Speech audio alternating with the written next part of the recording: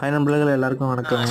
நம்ம வீடியோ போட்டு ரொம்ப நாள் ஆச்சு. என்னென்னா லாஸ்ட் டைம் பார்த்திங்கன்னா நம்ம சம்மர் டேஸாக போச்சு. சம்மரில் எதுவும் நம்ம பயிர் வச்சாலும் அந்தளவுக்கு விளைச்சல் இருக்காது, க்ரோவ் இருக்காதுன்னு சொல்லிட்டு எதுவும் பிளான் பண்ணலை.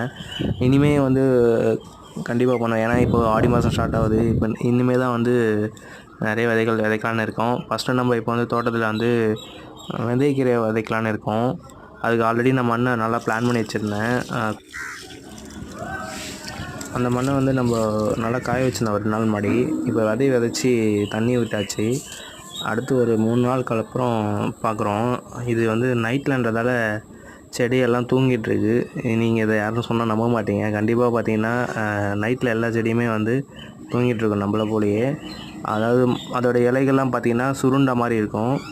இதே நீங்கள் காலையில் எழுஞ்சி பார்க்கும்போது அதோடய முகம் எல்லாம் பார்த்தா ஃப்ரெஷ்ஷாக இருக்கும்.